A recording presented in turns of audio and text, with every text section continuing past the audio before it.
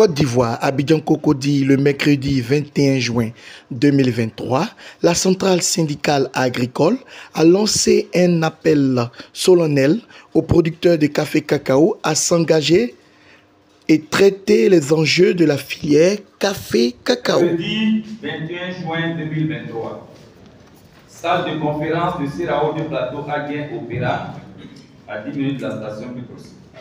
Conférence de presse. Appel solennel aux producteurs de café cacao à s'engager à traiter les enjeux de la filière café cacao, notamment les menaces de l'Union européenne pour cause de déforestation, la transformation locale de nos produits agricoles, la mise en place imminente de l'OIA café cacao et d'autres sujets importants de la filière café cacao. Mesdames et messieurs les journalistes, chers planteurs et producteurs agricoles, honorables invités, mesdames et messieurs, merci d'avoir répondu présent à notre invitation portant sur les remous sur la gestion des 17 milliards de Covid-19 destinés aux producteurs de café cacao. Nous savons tous que l'agriculture en général et singulièrement la filière café cacao participe à hauteur de 14% du PIB national. La filière café cacao, qui est le pilier de l'économie ivoirienne, est sous le coup de menaces d'interdiction d'entrée de ses productions dans les territoires de l'Union européenne.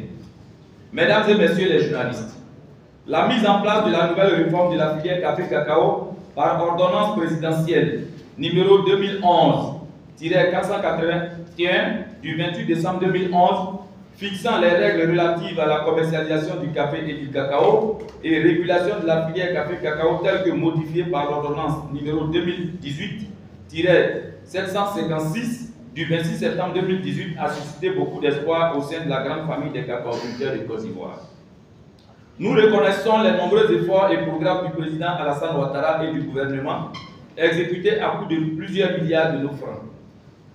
La vision exprimée du président Alassane Ouattara, c'est de parvenir à la transformation sur place de nos produits agricoles en vue de donner une valeur ajoutée aux efforts des planteurs dont le revenu et les conditions de vie et de travail méritent pleine réflexion et attention de tous. Face à tous ces défis, quelle pourrait être la contribution des producteurs de café cacao pour changer la donne? Bien s'organiser et approfondir la réflexion sur des thématiques liées aux conditions de vie et de travail des producteurs agricoles de Côte d'Ivoire. Telle est la mission que s'est assignée la centrale syndicale agricole de Côte d'Ivoire, malgré les contraintes inhérentes à un tel sacerdoce. Mesdames et messieurs les journalistes, chers producteurs de café cacao, honorables invités, nous devons tous savoir que la question des 17 milliards de Covid-19 a fait tant de vagues et de zigzags à notre sein avec nos dirigeants agricoles et autres. Chacun y est allé avec sa méthode et sa façon pour mieux se faire comprendre. Cette question des 17 milliards de Covid-19 ayant été suffisamment débattue, exprimée, expliquée et défendue ça et là, on espère que chacun de nous a bien pu se faire une opinion nette du sujet. Cela dit, nous ne devons pas occulter les autres questions aussi importantes et qui touchent à la survie de la filière café cacao et de milliers de producteurs agricoles qui en dépendent. Les menaces de l'Union européenne pour cause de déforestation, la transformation locale des produits agricoles, la mise en place imminente de l'OIA café cacao et d'autres sujets importants de la filière café cacao. Le Conseil café cacao et les producteurs de café cacao, notamment la centrale syndicale agricole, sont des partenaires indissociables. Malgré nos désaccords et divergences, nous sommes condamnés à travailler ensemble comme de bons partenaires pour de meilleurs résultats. En vérité, après toutes les investigations et informations reçues, nous pouvons affirmer à ce jour que les fonds ont été gérés en toute transparence et rigueur. Toutefois, nous formulons une doléance auprès du directeur général du Conseil café cacao pour la prise en compte des 2104 coopératives, des 79 associations et des 57 syndicats selon son appréciation pour sortir définitivement des divergences.